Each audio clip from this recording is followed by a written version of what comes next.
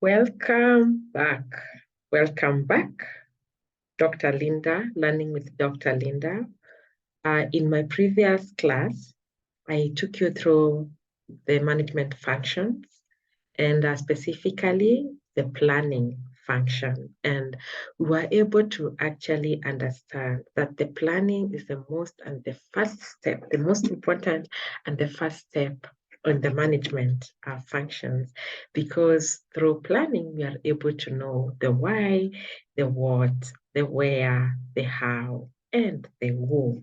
So today's class, we're going to be getting to the how and the who.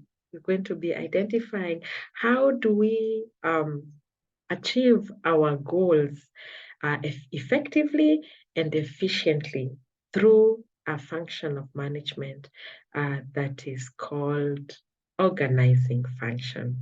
So you'll allow me to share my slides.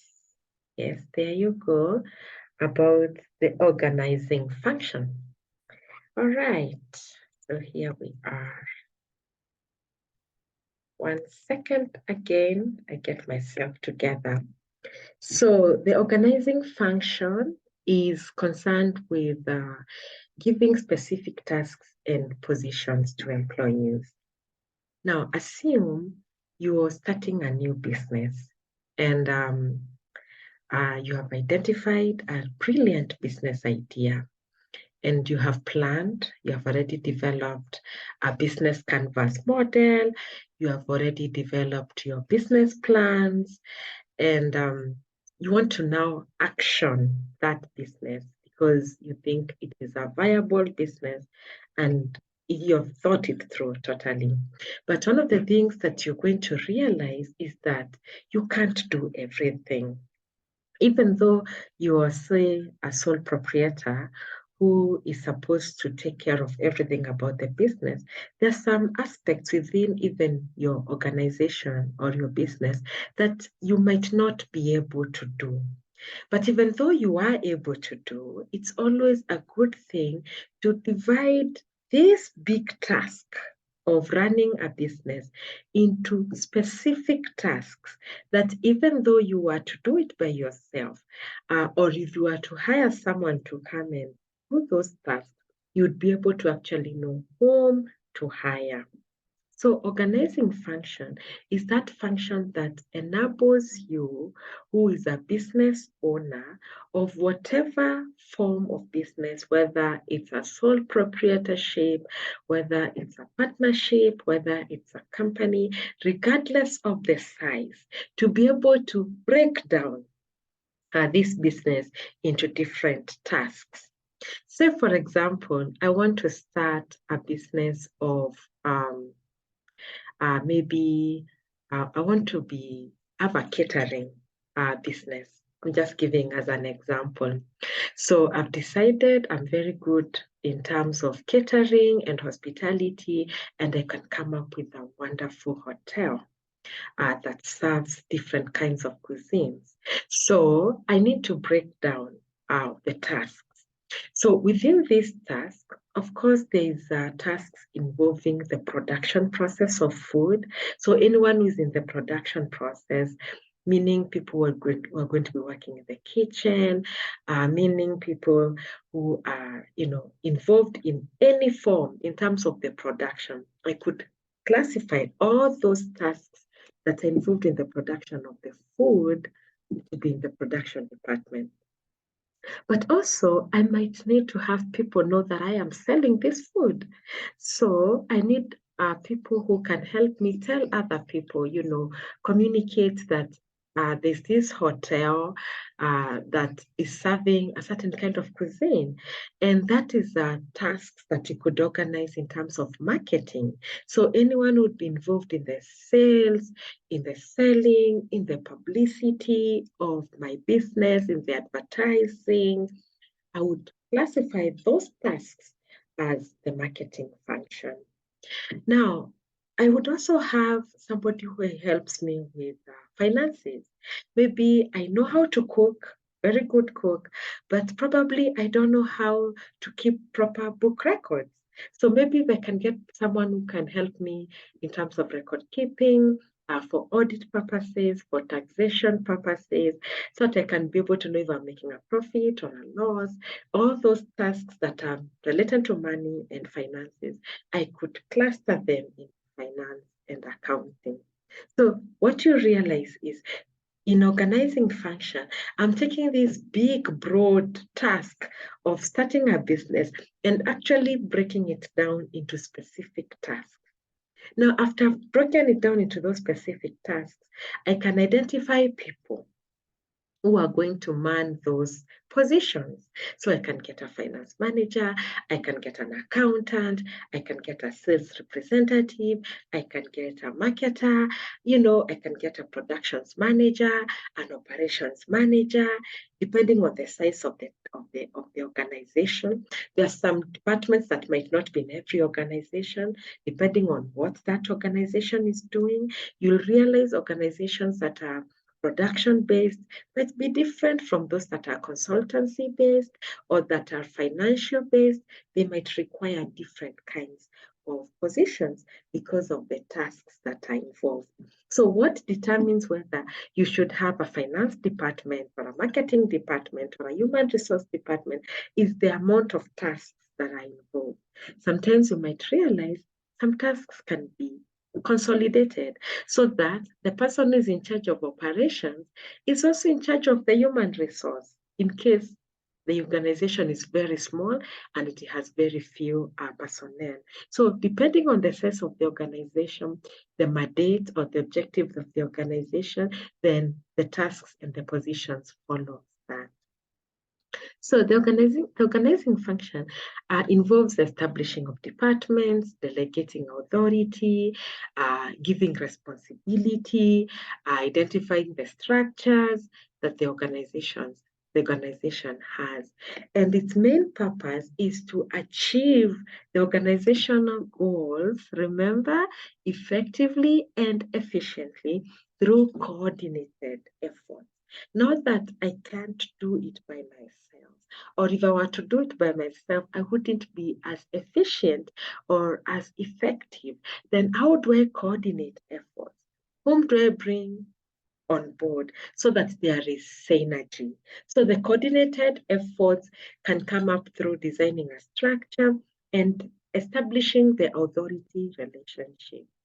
So the goal of this organizing function is to identify an organizational structure that is illustrated through an organizational chart. Now, we talked about Henry Fayol in our planning session. Henry Fayol identified 14 principles of management.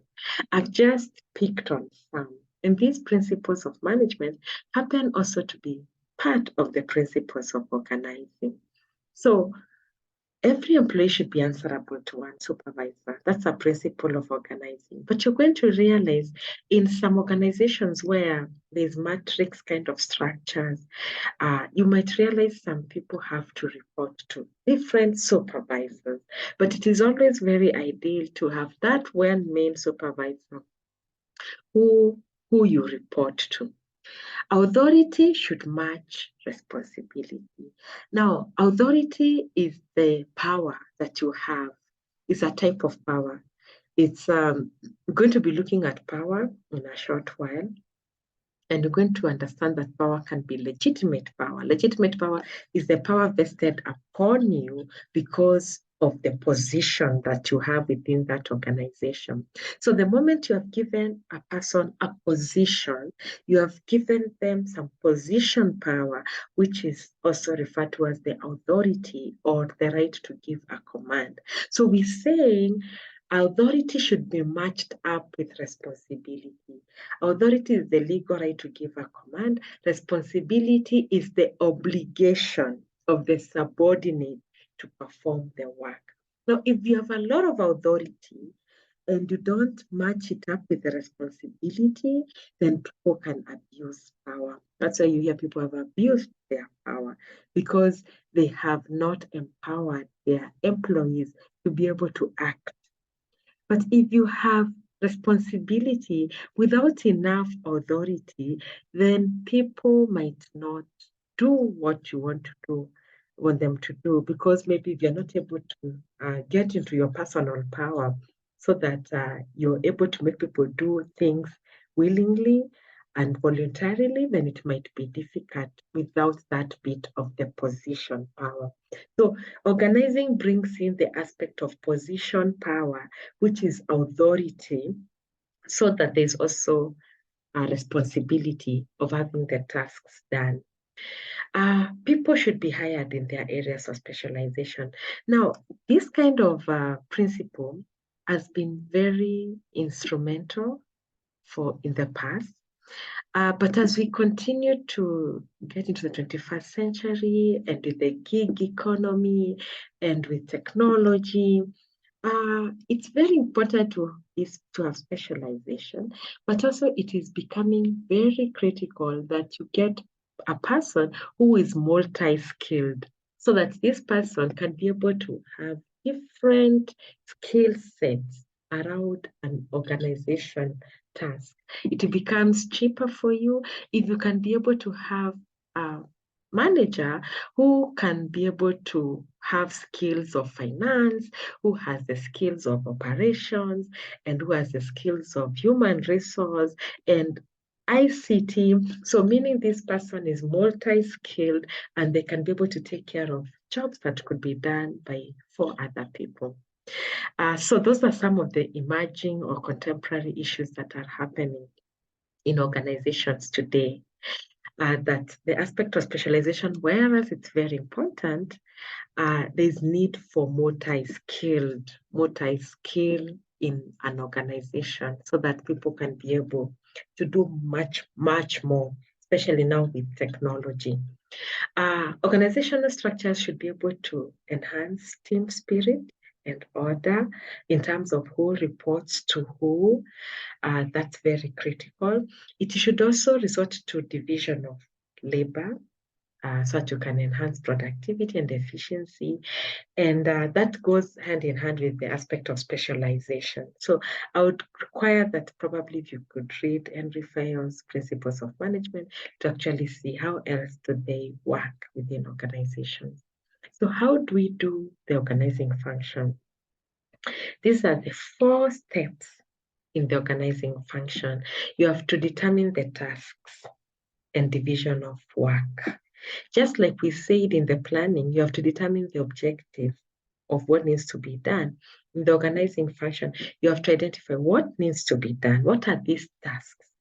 What needs, specific tasks, maybe record keeping, maybe inventory management, maybe stock taking, maybe deliveries, maybe customer management, those are all tasks. Now, these tasks are grouped into activities. So if you take, say, record keeping, drawing up books of account, probably tasks to do with taxation, audit, all this can be grouped under finance. Or all the tasks around the customer, the market, the product can be grouped around the marketing area. Or all tasks around the production, the aspect of bringing items and products to life can be grouped under the production. So once you have grouped them that way, then you assign duties. So you can assign duties of, I need a manager, or I need an assistant manager, or, I need, those are the things that we talk about in organizing spans. And that's how we come up with terminologies like spans of control. And the spans of control is how many people can one person be responsible for. So you have to determine that within the organizing function. And then you have also to define authority. What kind of authority, are you giving to each of these positions? Is it a line or a staff authority? Are they the ones to make the decision, the final decision, or will they be providing someone an advisory role? What kind of authority do these people have to execute their duties? So An organizational structure, that's what you said, is the culmination of this organizing function, and it's usually represented in an organizational chart. And this organizational chart, when you look at it, you are able to actually tell how the relationships, the formal relationships, happen within an organization. Who reports to who is responsible for what? What is the channel of communication? So just to give an illustration of the place where I work, this is Kenyatta University. This is just a part of the organizational structure for a small section, which is the Research, Innovation and Outreach, the DVs, the Research Center. So as you can see, we have the solid lines. We're going to be talking about that later, and the dotted lines. The solid lines show the line authority. The Vice Chancellor, the Deputy Vice Chancellor, the registrars are on the solid line. They're the people who have the authority and the responsibility to ensure that things actually happen. But you can see we have dotted lines. This is what we call the staff authority. Now, these people advise. They advise the Vice Chancellor, they advise the DVC on various aspects of what needs to be done. So you can see the DVC, RIO, and University Research Advisory Board have what we call a line authority between each other, but they are almost at the same level. Yeah. So an organizational chart can tell you a lot of things. So we have different types of organizational structures. We have the line structure. We have the line, sorry about that, the line and staff, which I've just talked about. We have the functional and we have the matrix. So the line is where, it's military. The supervisor issues orders and they have to be complied. So this is an example of a line or authority. Board of director, managing director, manager, supervisor, shop floor. I think it's important to be able to identify advantages and disadvantages of this kind of structure, especially when power is just coming, it's very linear. Then you have line and staff. I think I've talked a lot about this, where there are two types of authority. We have the line, which was the solid line, and the staff, which was the dotted line. And we've said the line authority, that those who have the right to make decisions and carry them out. The staff, they provide advice. So similar to the example I showed you earlier, you can be able to identify the line and you can be able to identify the staff authorities.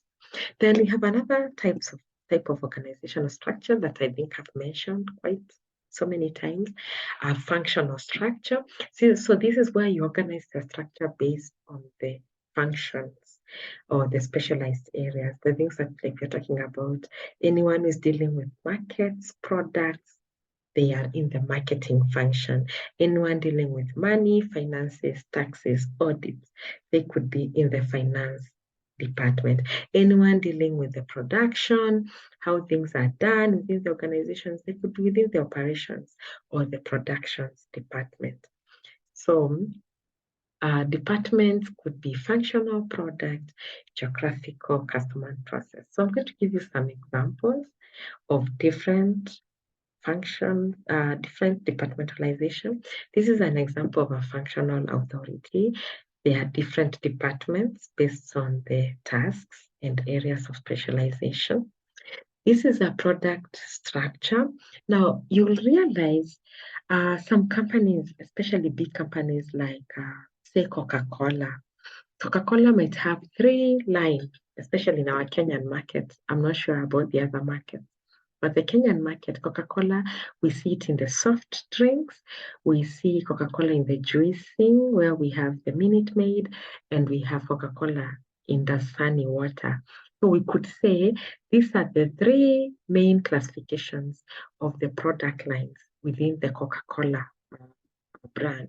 But if you have to go deeper, if you go to the soft drinks, Fanta, Coke, maybe they are sub-products.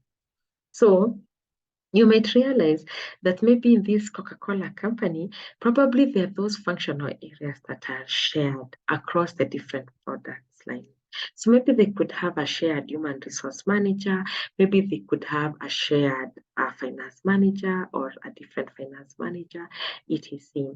Or and that's adding different. So like when you see, this is an example, the human resource manager is shared across the different products, but each of these products, they have their own product design, manufacturing, finance, and marketing. So this is an example of a product structure. So meaning it's a functional structure, but organized by products.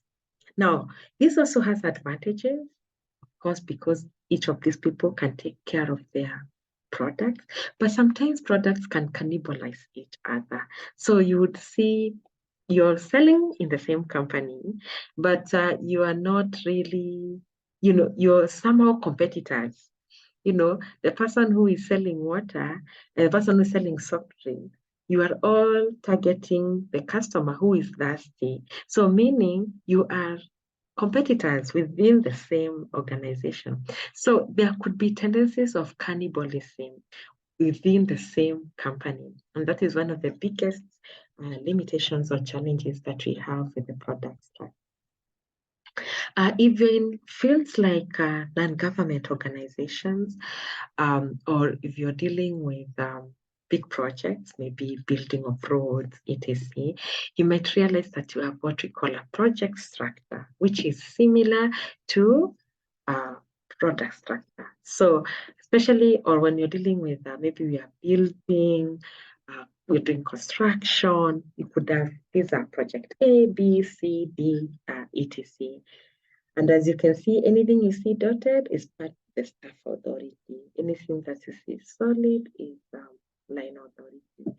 Then we have the matrix structure, which is similar to the product where we are having several structures within the same structure. So we have projects, maybe even we have products, maybe we have the functions, all these structures coming together within the same structure.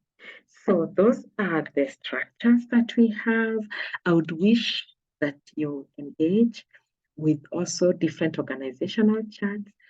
Just go to an organizational chart that or an organization that you fancy. Maybe you've always wanted to work there, and try to identify how does their organizational structure look like. You doing that small exercise will help you know what are the functional areas. If you wanted to get a job, you'd actually be able to know whether that is a place that would hire someone like you, whether they need the skill sets that you have. If you're not yet searching for a job, maybe you're in the university, it can guide you on the kind of courses to take so that you can be able to be equipped for that.